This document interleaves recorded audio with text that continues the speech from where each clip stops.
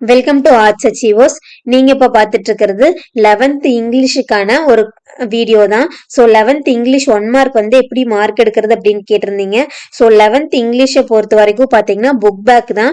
நான் வந்து மேலே ஒரு மாடல் கொஷின் பேப்பர் வச்சிருக்கேன். இந்த கொஷின் பேப்பர் பிடிஎஃப் கொஞ்சம் கரெக்டாக வரல. ஸோ உங்களுக்கு வந்து நான் டெலகிராம் குரூப்ல போட்டோ காப்பியை அப்படியே வந்து சென்ட் பண்றேன். ஸோ நான் சொல்ற விஷயம் அப்படியே இதுல இருக்கும். 11th மட்டும் இல்லைங்க, 12th இதே தான்.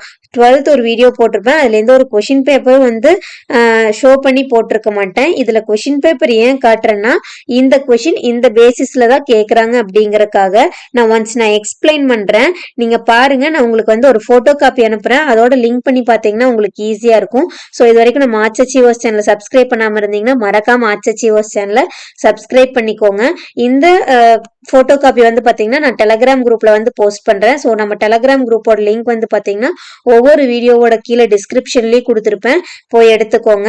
ஸோ இங்கிலீஷ் 1 மார்க் வந்து ரொம்ப நாளா கேட்டுட்டு இருக்கீங்க. நான் இப்பதான் போடுறேன், கொஞ்சம் டிலே ஆயிருச்சு.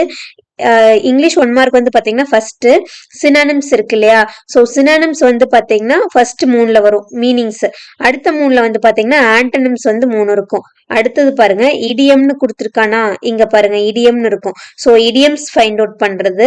நெக்ஸ்ட் வந்து பாத்தீங்கன்னா ப்ரிப்போசிஷன், ஒரு ஒரு சென்டென்ஸ் கொடுத்து இதுல என்ன ப்ரிப்போசிஷன் வேர்ட் அப்படிங்கறத ஃபைண்ட் அவுட் பண்றது கொடுத்துருக்காங்க. நெக்ஸ்ட் வந்து பாத்தீங்கன்னா சிலபிக் வேர்டு. இப்போ வந்து இதுல எந்த வேர்டு வந்து சிலபிக் வேர்டு அப்படிங்கறத கண்டுபிடிக்கணும். ஸோ வந்து இது வந்து ட்ரை சிலபியா, டூயலா இல்ல சிங்கிளா, இந்த மாதிரி வந்து சிலபி கண்டுபிடிக்கிறது. இதுக்கு பதிலா வேற கூட கேட்கலாம். ஸோ இது உங்க புக் பேக்ல இருக்கிறனால கேட்டிருக்காங்க.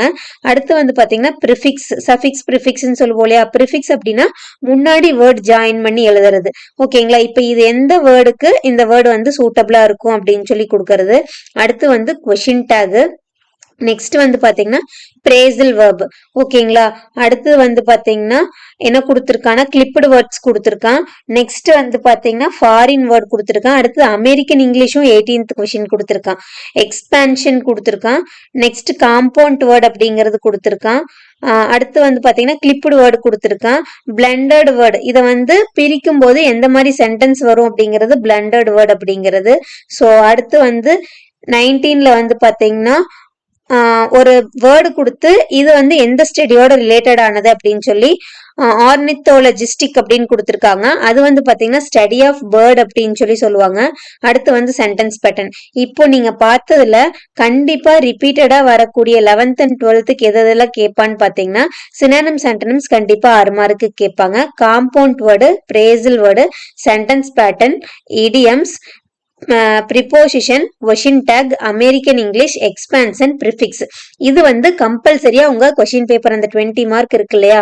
இந்த 20 மார்க்குக்கு இந்த கொஷின்ஸ் வந்து கண்டிப்பா இருக்கும். சரிங்களா? அப்போ அது போக எக்ஸ்ட்ரா கேட்கக்கூடியதான் இந்த பிளண்டட் வேர்ட்ஸ் இந்த மாதிரி எல்லாம் கேட்டது. ஸோ 11th and 12th காமனா 1 மார்க்ல வரக்கூடியது இது மட்டும்தான். ஓகேங்களா? ஸோ இந்த டாபிக் ரிலேட்டடா உங்க புக் பேக்ல ஒரு சில கொஷின் கீழேயே கொடுத்துருப்பாங்க. ஒவ்வொரு யூனிட்டுக்கும் இருக்கு இல்லையா? கொடுத்துருப்பாங்க. ஸோ மேக்சிமம் நீங்க 20 எழுதுறீங்க அப்படின்னா 15 மார்க்குக்கு உங்களோட புக் பேக்ல இருந்து தான் வரும். நீங்க படிக்கக்கூடிய அந்த வேர்டிங்ஸ்ல இருந்து தான் கேட்டிருப்பான்.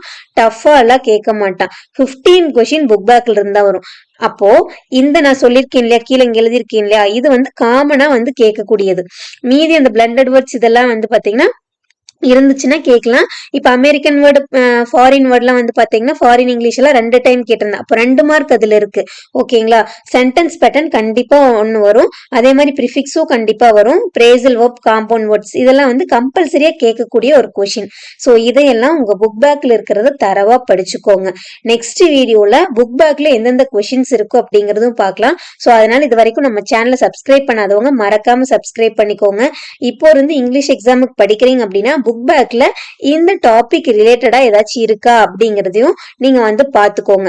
அப்போ பார்த்துட்டு அதுக்கேற்ற மாதிரி அந்த கொஷின்ஸை மட்டும் படிக்கும் போது உங்களுக்கு ரொம்பவுமே யூஸ்ஃபுல்லா இருக்கும். ஸோ தேங்க்ஸ் ஃபார் வாட்சிங். இதுல இங்கிலீஷ்ல இன்னும் எந்த மாதிரி வீடியோ உங்களுக்கு தேவைப்படுது அப்படிங்கறதையும் நீங்க கமெண்ட் பண்ணுங்க.